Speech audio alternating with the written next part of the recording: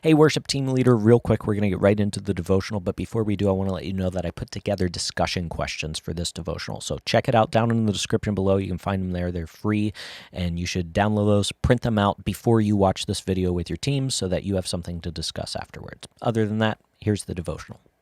Hey, worship team, welcome to this 4-week devotional called Defining Worship. We're going to be spending the next month together, and I'm super excited because in these next 4 weeks, here's what we're going to be aiming towards. If the name of the devotional wasn't good enough description, we are going to be defining worship. That's going to be our goal. We want to not just define it however we want to define it, but it's important to go to the Bible and see what God says about worship. Now, I know that there are a ton of devotionals about like the Old Testament Hebrew words for worship, and those are great, but you might have already gone through one of those. So the difference between those devotionals and what we're going to do over the next 4 weeks in this devotional is we are going to be looking at the New Testament words for worship. These are the Greek words.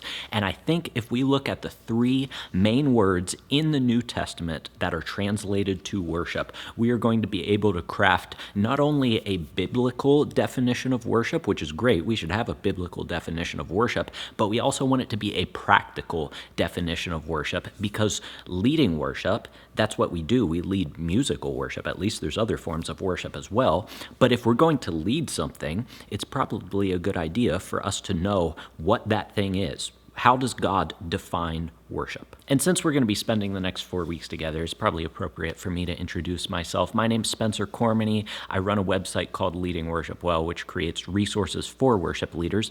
But ultimately, my bigger calling in life is to be a worship leader, a worship pastor in an actual church. And that's where I'm at right now. I'm filming this in my church. Right now, it is a small church in South Central Pennsylvania called Salem. I've been here for coming up on 5 years now, but I've been leading worship for 18 plus years. So it's nice to meet you. Let's get into the New Testament words for worship and start crafting our definition, our biblical and practical definition of the word worship. Now, as we head into this first week of this devotional, I think it's important for us to understand that whenever we're reading the Bible, whether the Old Testament or the New Testament, but we're in the New Testament right now, when we read the Bible, we will find the word worship over and over again. But if we were to go to the original language, those words for worship might be different. And that's what we're looking at in this devotional. Even though it says worship, there are actually different words that are translated worship, and they all have slightly different meanings. But I think if we put them all together, it will help us craft a complete, holistic, biblical understanding of what worship is. So with that in mind, let's look at the first word that we find in the New Testament that is simply translated to worship. And that is this word right here, Sebo.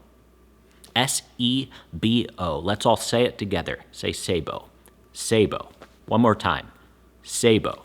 And here's what Sabo means. It simply means to fear or to reverence. So that's the picture of worship in our mind that we should get when we see this word Sabo in the New Testament. It means to fear or to reverence God. And it's only used 10 times in the New Testament. But even that, sometimes it's used as a verb, defined as we just used it, or sometimes it's used as a noun, which simply means a God-fearer. So you can either be doing the act of saboing, if we were to transliterate it to English, or you can be a saboer. There's specific Greek words for those, but I won't get into those for now. You can either fear God as a verb, or you can be called a God-fearer, a worshiper. And I think a great understanding of what this word means is found in Isaiah 66:2.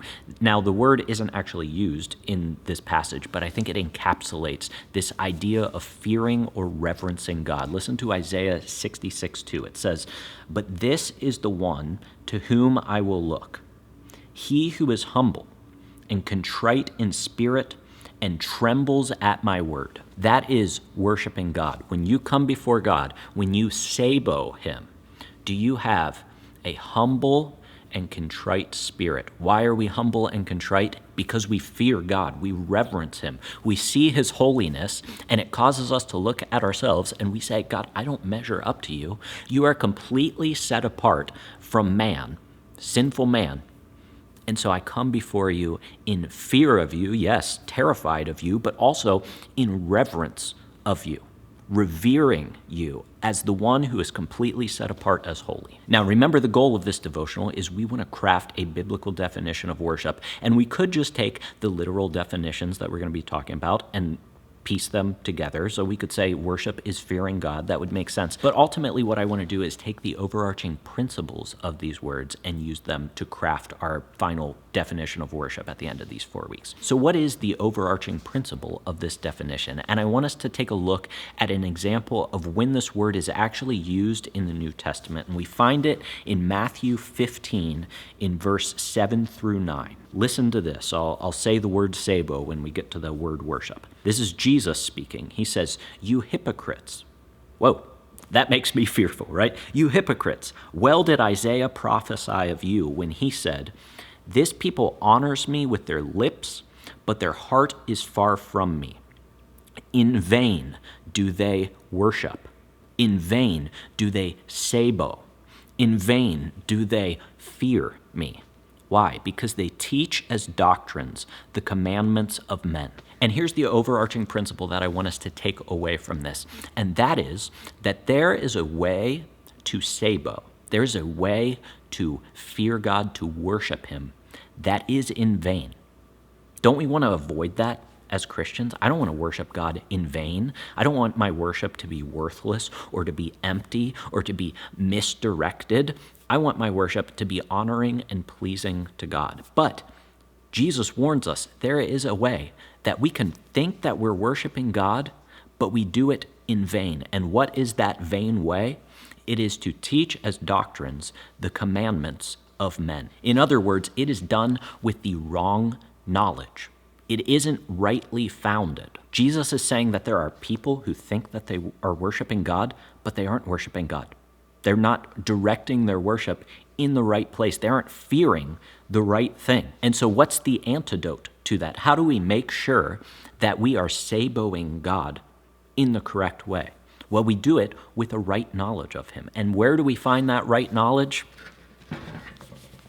God has revealed himself through his word. So when we Sabo him, we want to make sure that it is founded in biblical principles, that it is rightly founded, because if we don't use this as the basis for what we do and we just throw it away and say, I'm just going to make it up on my own, I'm going to teach as doctrines the commandments of men, and you can do that intentionally or unintentionally. You can do that purposefully deceiving yourself or purposefully deceiving other people, or an even sneakier way to do it is to convince yourself, well, at least I'm thinking about God, but we don't found it in the Bible.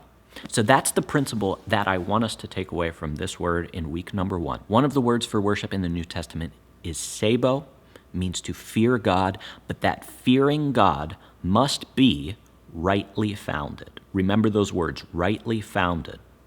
Our worship must be rightly founded. Our fearing of God must be rightly founded. Now, at the end of our devotional time, you're going to have some time to discuss what you learned with your teams. I've got some discussion questions for you. Your worship team leader will hand those out to you if they haven't already.